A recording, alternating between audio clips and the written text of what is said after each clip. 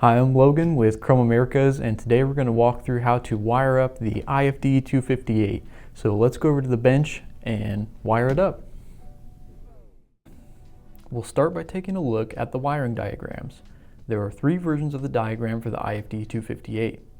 The difference between these is each one is laid out for a different flame sensing arrangement.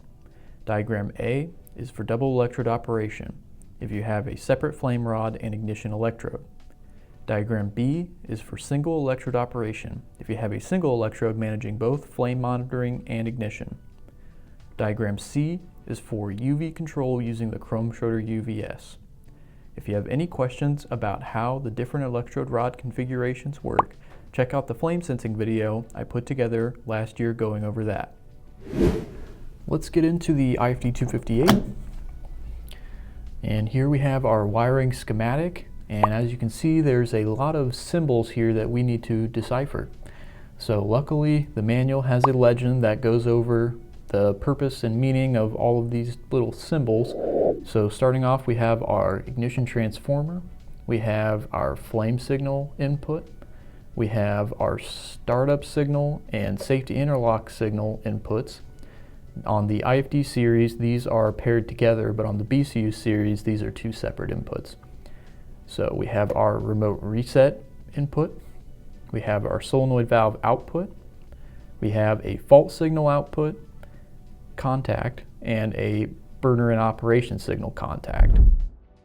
So that wraps up all of the symbols here. So let's get into actually wiring this up. So now that we know what all of these symbols mean, we can start making connections to our lovely flame safety board provided by our friends over at Lloyd Instrument.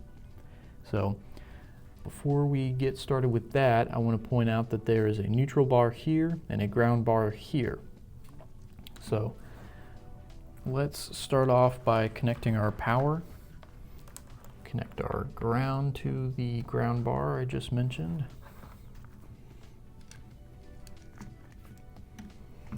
Tighten that down.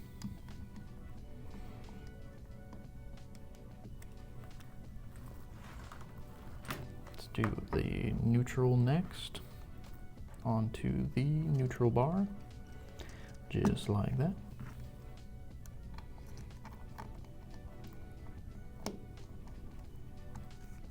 Perfect. And our line. The line goes to terminal 1.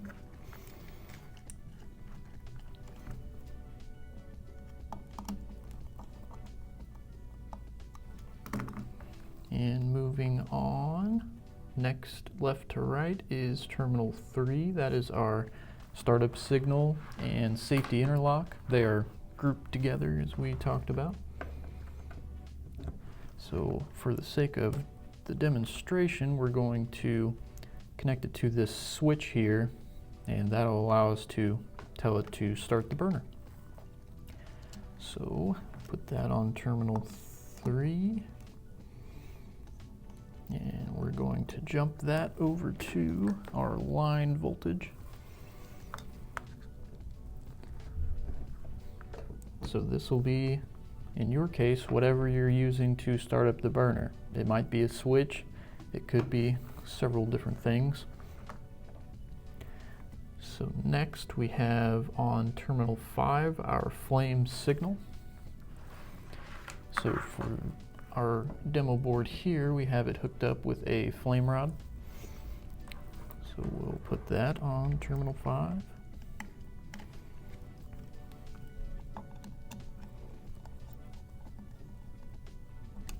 And we need to ground our flame rod.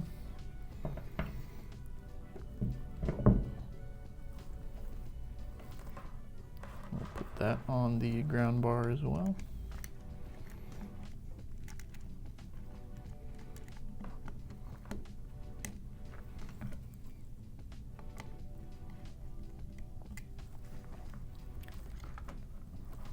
And next we have our ignition transformer output. So we will connect that to terminal 10.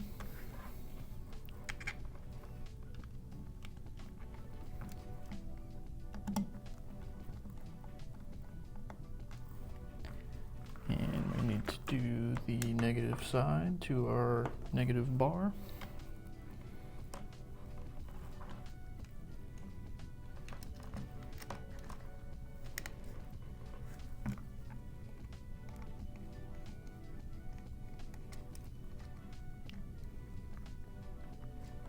It doesn't want to cooperate.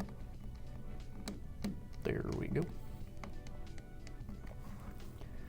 And on terminal 11, we have our solenoid valve output. There are two terminals there jumped together on 11 and 12. But depending on the draw of your solenoid valve, you may need to send the output from 11 to a relay to power those two valves. So our negative, go to the negative bar for solenoid.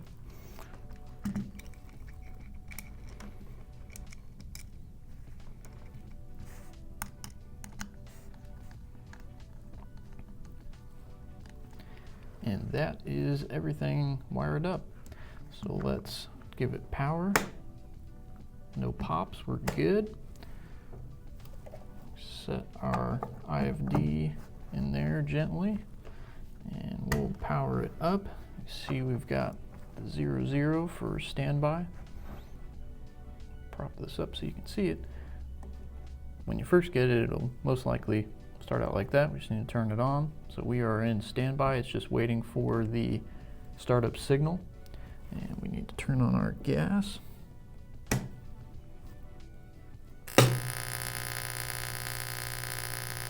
So we have a flame and it moved to stage 4, so that means we are in operation. Everything is good. So let's run through a couple troubleshooting deals we might run into. So let's say we lose a flame signal. Fault lockout, just like it should. Let's try again.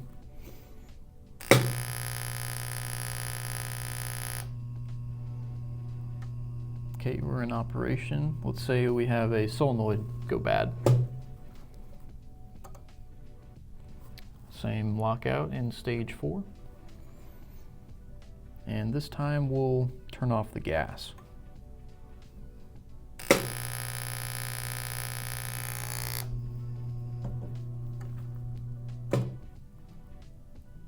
So there we have it. One more thing I'd like to show, turn the gas back on real quick. What happens if you turn the flame or the startup signal off while it's running?